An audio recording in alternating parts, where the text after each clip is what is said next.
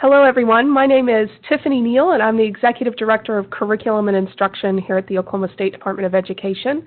So happy to have you with us today as we provide an update from the Curriculum and Instruction Office around standards and support structures that we have in place to help teachers implement the Oklahoma academic standards.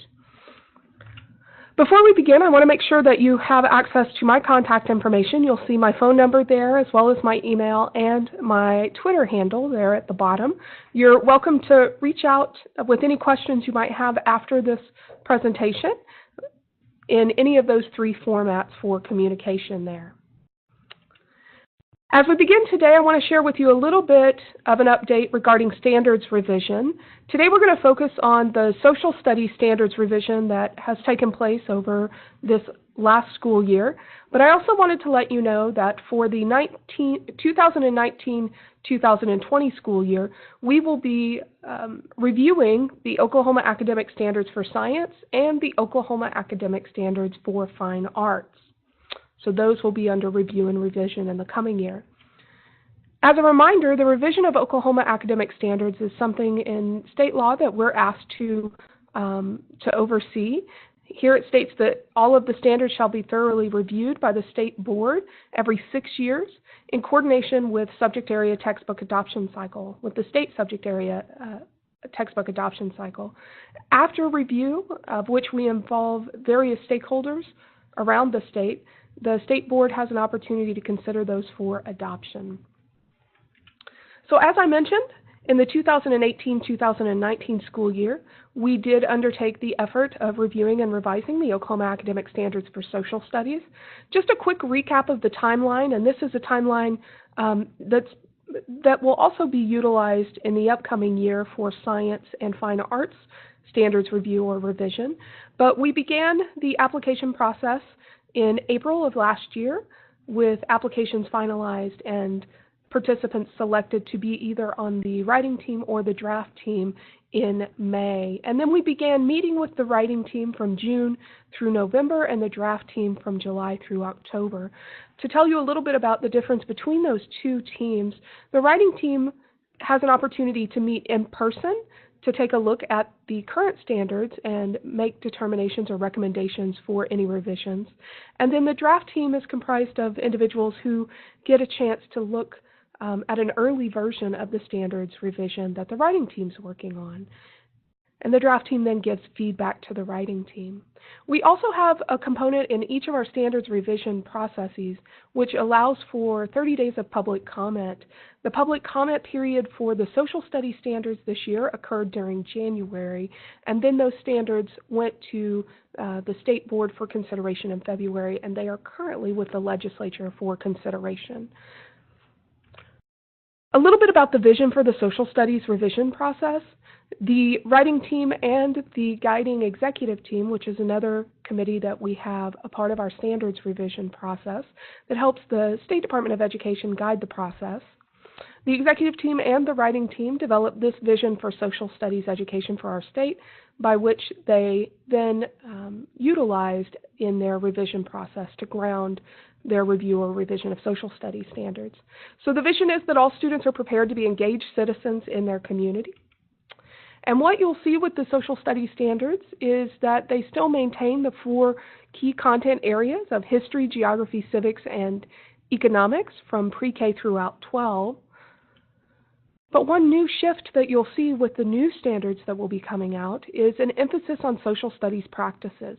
You'll notice these 5 practices are incorporated throughout the standards, and I'll talk a little bit more about that in a moment, how that plays out. But the 5 social studies practices that are new to the social studies standards are engage in democratic processes, analyze and address authentic civic issues, acquire, apply, and evaluate evidence, read critically and interpret information sources, and engage in evidence-based writing.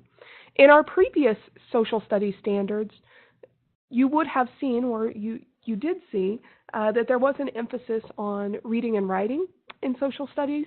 You'll see that that's maintained in the current practices, but there's also an emphasis for these other 3 practices of engaging in democratic processes, analyzing and addressing authentic civic issues, and acquire, apply, and evaluate evidence. So how might the integration of those practices play out in a social studies classroom?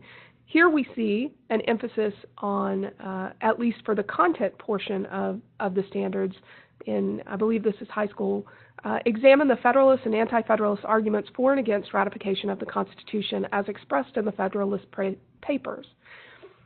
When that particular content is being taught, then there's an expectation that teachers will integrate the practices, maybe not all of the practices. In this example, we see acquire, apply, and evaluate evidence, or read critically and interpret information sources. So the idea is that students would have a chance to interact with primary source documents as they're studying this particular piece of content standard from the social studies standards. The layout of the social studies standards looks a little bit different than the previous layout. If you've seen the math standards, it really does seem similar to the way the math standards are laid out. What you'll notice at the top of every standards document, no matter the grade level, there is an emphasis on those social studies practices that were mentioned just a moment ago. And you'll see those at the top there in the color coding. And then you'll notice that there's the standard on the far left side and then the corresponding objectives on the right side. And so again, this is the same pre-K through 12 in the layout of the standards. A few of the shifts that you'll notice in the social studies standards from the previous standards. One, we talked about the enhancement of social studies practices. Two, there was an emphasis to strengthen progressions. There was also an emphasis on civics, so you'll see an enhancement of civics throughout the standards. And you'll also see an enhancement of sovereignty topics throughout the standards. So those are some of the shifts that you'll notice in the new social studies standards. Again, these practices that we mentioned, those are a significant shift. And one of the other aspects of the standards that you might find valuable is an appendix document that showcases how these social studies practices might progress through grade levels. So in Appendix A of the Social Studies Standards, you'll see this excerpt.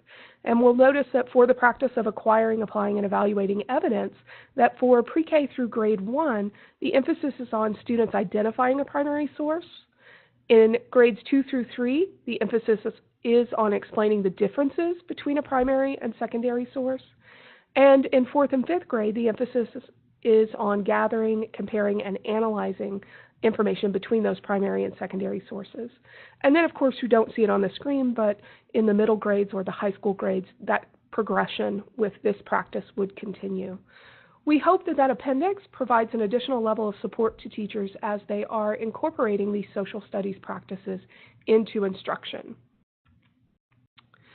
I always like to share with people, if you haven't signed up for the individual newsletters by discipline, I would encourage you to do so. This is where you'll get the latest information about resources that are available for example, for social studies instruction or mathematics instruction. If you'll go to the website that you see on the screen and then scroll down, this is our main page. Actually, I'll just go to that really quickly. This is the main State Department of Education webpage. If you scroll down on the page, here in the far right corner, you'll see where you can sign up for the newsletter. And I'm actually going to go into this so you can see a little bit of how it works. So I'm just going to consent here. And you'll see some of the newsletters that I am already subscribing to. But you'll see all of the different newsletters that you can subscribe to, and that means that usually on a monthly basis that you'll receive information, a monthly or a little bit more basis, you'll receive information being shared throughout the state through these newsletters per discipline. So again, I would highly encourage you to sign up for the newsletters. That's also where you'll find out when the social studies standards are officially approved this year by the legislature and where you can go to access resources for them. I'm going to take us back to our presentation for today. So now I'd like to share with you some information about a new resource that we've been developing for teachers at the Oklahoma State Department of Education for the last 3 years. The Oklahoma curriculum frameworks were developed in collaboration with teachers around the state. You may have already heard about the curriculum frameworks, but I'd like to dive in a little more deeply so you can see all the resources that are made available to you to help you understand the intent or breakdown of the standards, but also to provide some instructional resource materials you might find helpful. So I'm going to exit out here and we'll go back to the State Department of Education website. If you were on the home page, you could search for the curriculum frameworks in a couple of ways. The first is the scrolling banner that you're going to see right here would take you to the Oklahoma curriculum frameworks if you clicked on it, or you could do a search for curriculum frameworks in the search bar, and it would take you to the page that we are currently on. You'll notice that the curriculum frameworks we have available right now are for mathematics, English language arts, and science. We will be working on the social studies curriculum frameworks as well as other areas like fine arts, physical education, and health, and others in the coming years. If you were to click on the mathematics curriculum frameworks, it'll take you to another web page, the one that we see here, and you'll notice there's a brief introduction to the Oklahoma curriculum frameworks for mathematics at the top. There's also an introductory video down here in the right-hand corner. Depending on the grade level that you teach, I would encourage you to go to the grade level framework and explore a little further. So we're going to dig into the 6th grade curriculum frameworks just to show you what all is available here to you as a resource. So there's an introduction to grade 6, but we're going to go here in the objective analysis area. If you click on the objective analysis, you'll see each of the standards for mathematics for 6th grade, and then you'll see the objectives, and there are hyperlinks for each of the objectives. If we click into the objective, here's where all of the information is available for you for standard 6N1-6. First, you'll start at the top with the complete standard objective, and then you'll notice information that says in a nutshell. Here, the teachers who helped us develop the Oklahoma curriculum frameworks for 6th grade were able to really provide a statement or two explaining what is the intent of that standard in a nutshell. We hope that this is not only valuable for teachers, but also for family members and administrators, so they might know and better understand what that standard is all about. In addition to the in a nutshell, you're going to see some bulleted points here that indicate what students should be doing to work towards proficiency of that standard or that objective. And then you'll notice that there are teacher actions. These are the things that we hope teachers are doing to support students in these actions to move towards mastery. For mathematics, you'll also see key understandings, the big takeaways that students should be gaining related to this standard objective. And then you'll see common misconceptions that students might hold as they are continuing to grow in their understanding of mastery towards this standard. Again, this is available for every standard objective, pre-K through 12th, or through our high school courses that we have for mathematics, standards for courses for mathematics. As you can tell, that's a lot of work that's been put in by Oklahoma teachers to provide that level of breakdown of the standards or unpacking of the standards. In addition to the objective analysis for mathematics, you will also find some other instructional resources that you might find valuable. Here, the teachers for mathematics that helped us develop the curriculum frameworks began to think about, if you were going to teach all of the standards for 6th grade, how might you lay those out in a sequence of learning? And what are the free instructional resources you could use to help students better reach proficiency with those standards?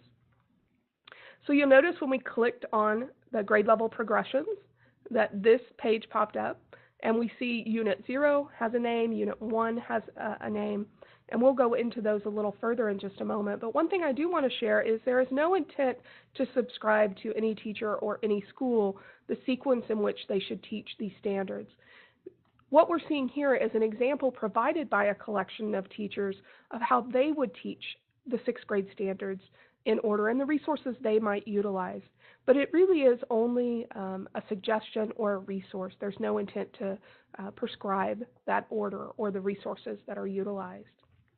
If we were to click into Unit 1, you're going to get a lot of information related to Unit 1 as well as corresponding resources.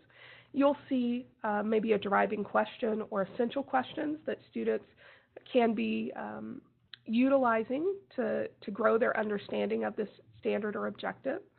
You'll also see the ways in which technology can enhance learning, and then you'll begin to see example tasks, mathematical tasks that are provided as free and open education resources. So for example, we could click on this key resource, which is going to be a task. It's a particular mathematics task that students can work through with all of the pertinent resources for teachers, a teacher summary, a teacher presentation, student task statements, practice problems. And then it goes into much greater detail as we scroll down the task that students can be involved in. And this is a full instructional task for students.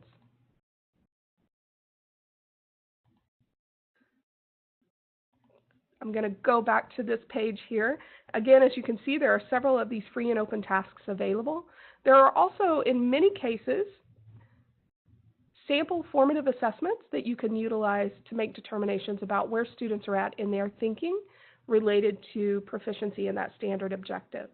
So as you can see here, there are several mathematical tasks that students can engage in. And then if we keep scrolling down, there's really information for teachers about things that they can be doing with instruction if students are exhibiting certain responses to their thinking in these questions. And there are also student samples. So you can begin to see if your students are answering in the same way, what they may be thinking. So again, that's a pretty robust resource available in the Oklahoma Mathematics Curriculum Frameworks. I won't go into further detail, and I hope that you'll spend some time searching around in the Curriculum Frameworks for Mathematics and all the resources that are available. We'll go back and take a look at the English Language Arts Curriculum Frameworks because there are some differences. Keep in mind that mathematics teachers came together to create the curriculum frameworks for mathematics. English language arts teachers came together to create the English language arts curriculum framework. And they determined that there were differences in the types of resources that should be provided. Again, we're going to go over here to this grade level framework area. I'm going to click on 6th grade again. Here we will also see objective analysis. So here are the standards and an objective. If we click on an objective, we'll see you won't see the in a nutshell because the English teachers didn't feel there needed to be a further breakdown of the standard or the objective, but you will see something similar to the mathematics frameworks, student actions and teacher actions. You'll also see for the English teachers there are some teacher insights as well as some supporting resources similar to some of those open education resources that were provided to in mathematics in those progression documents. In addition to this level of objective analysis, there are a couple of other things in the English frameworks you might find valuable. If we click on the 6th grade student proficiency levels and we look to any of the standards, for example, critical reading, for each standard we can see, for example, 6.3 R1, we can see a student who's developing mastery related to the end standard over here or objective, what a student who's developing mastery might exhibit, for a student that is approaching mastery, what they might exhibit, and then what a student who is at that mastery level with their understanding related to that objective would exhibit. Again, that level of proficiency or the proficiency levels are available for every standard pre-K through 12 in English language arts. And lastly, I'll showcase for you another resource that English teachers developed for the curriculum frameworks. So they looked at sort of the big ideas in English language arts, and they began to think about, we'll go to narrative writing over here, they began to think about how that big idea, like narrative writing, progresses from pre-K all the way through 12th grade. And there's a little bit of a narrative over here about how students are progressing and what teachers can do to support them. So imagine if you have a student who may be coming in with grade level above the current grade level you're teaching, or maybe abilities just a tad bit below. This progression document might give you some really great advice on how to support students with that. So that's English language arts. Again, there are additional resources you might find valuable. I encourage you to spend some time searching through there. The last curriculum framework we have available is science. So again, sort of the same layout as mathematics and English language arts. We'll go to 6th grade on the grade level area over here. Again, a little bit different. Here, what we're going to look into are instructional bundles. So the science teachers felt it was important to showcase in the curriculum frameworks how standards might be bundled together for a unit of study rather than by individual standards. So if you go to the bundles, or in this case the 6th grade bundle, we could click on something like forces down here. And you'll see that for this bundle, there are 2 standards that teachers felt would be good to group together for instruction. Again, you'll see for those 2 standards, just like with mathematics, in a nutshell, what those 2 standards really mean. And then what the science teachers chose to do was to provide what they call a 3D storyline. In science, students are expected to not only gain content knowledge, but they're expected to gain abilities with science and engineering practices and cross-cutting concepts, or the ways in which scientists think. That's the way we describe cross-cutting concepts. In the standards for the Oklahoma Academic Standards for Science, each of these areas is color-coded. So for content area parts of the standards, like those are called disciplinary core ideas, you'll notice they're always in green. The science and engineering practices are in blue, and the cross-cutting concepts are in orange. So that's why you see the color coding here. Teachers tried to attend to that same color coding that you will find in the standards. But what you will find valuable, I think, about the 3D storyline is it gives you an idea as a teacher, what is the science involved with these 2 standards. It'll give explanations for the science, but also ways you can think about easily engaging students in learning experiences with natural events in the world or phenomenon that we are asking them to engage in to learn science deeply. So please take a look at the 3D storylines. You might also take a look at the student actions, similar to mathematics and English language arts. This is what you would expect students to be doing to be moving towards mastery of these 2 standards. And then, like mathematics, there are common misconceptions that students might have as they are progressing in their understanding or mastery of the standard. And then there is a corresponding, this is a little different from mathematics, there's a corresponding actual concept list that goes with those misconceptions. So I would encourage you to take a look at the bundles. There's also an opportunity similar to what we saw with English language arts for you to look at progressions in learning for science. These are full documents. I'm going to scroll down just a little bit. For example, for life sciences, a big idea in the science standards, sub-areas that you'll see, like structure and function, it'll showcase for you how the idea of structure and function builds through the K through 12 standards. Or, I'm going to scroll down just a little bit, you might see how ecosystems and interdependent relationships in ecosystems are addressed throughout the standards. Here you'll notice that this particular concept shows up in grade 2, 5, 6, and then biology and environmental science. So you can see how important it is that students begin to have those experiences with interdependent relationships in the ecosystems as early as 2nd grade, because it does build into 5th grade, and then 5th grade builds into 6th grade, and so on. So those are the Oklahoma curriculum frameworks. We hope that you find those valuable. Please don't hesitate to reach out if you have questions regarding the curriculum frameworks. On each of the curriculum framework pages, you'll notice that there is contact information for the directors that can support you in navigating or understanding the resources that are freely available.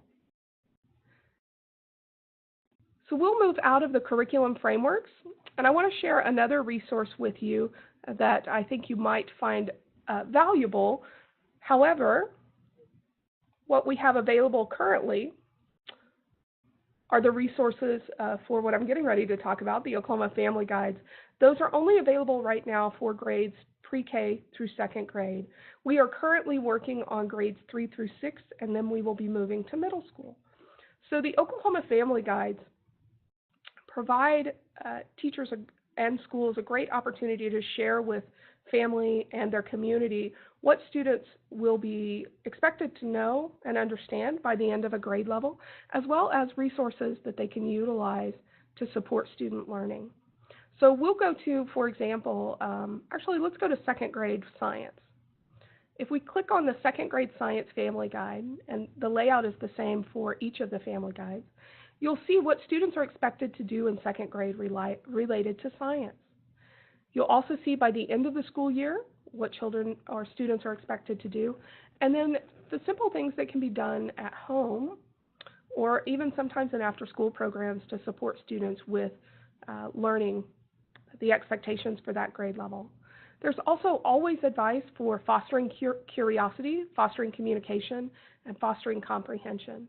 Again, these are simple front and back page documents that can be downloaded and printed or simply shared via links from our website. You'll notice another aspect of this webpage where you can find the family guides. You can download either the individual grade level and subject area, or you can download the entire set for, let's say, social studies, or all of them combined. Again, we're currently working on grades 3 through 6 and middle school, and we hope to have those published, at least the 3 through 6 grade, by the end of May, and we'll be looking to publish the middle school by the start of school year. So those are the Oklahoma Family Guides, another, what we hope, valuable resource coming out of the Curriculum and Instruction Office here at the State Department of Education. The last thing I wanted to share with you related to the work we're doing in curriculum and instruction is work around what we're calling the engagement cycle. Many of you may have heard that teachers will be asked to identify a professional development learning focus or PL focus for the upcoming school year. I've placed a link in the presentation where you can access the webpage on the State Department of Education's website to find out a little bit more about this effort. What I wanted to share with you is the Curriculum and Instruction Office is also trying to provide teachers with support in their PL focus areas or help in identifying a PL focus area that they might want to engage with in the coming year. And the way we're doing that is by leveraging and expanding efforts for professional development as it relates to Engage OK, our big summer workshop where we travel around the state. So here's the idea. We are going to begin to offer pre-engage workshops starting in June or discipline-specific academies that you can apply to be a part of. Those academies will be 2.5-day in-depth professional development opportunities related to a discipline and related to a specific topic or professional learning focal area. We will then provide additional support for that PL-focused topic at Engage OK in July, and then we will offer in the fall and some into the springtime regional full-day workshops that help teachers expand on their learning in that topic or area. We'll have much more information to share regarding this effort in the next couple of weeks, and if you are signed up for the disciplinary-specific newsletters, that's where you can see the most relevant information related to cycles of engagement and where you can complete applications to be a part of the June Summer Academies that I was just speaking about. So I want to end there and make sure you have my contact information again. If you have any questions, please feel free to reach out. And I hope that we see you either this summer for the Summer Academies, the Engage OK on the Road in July, or the regional workshops that we'll be offering throughout the school year. Thank you so much for your time, and I look forward to meeting you.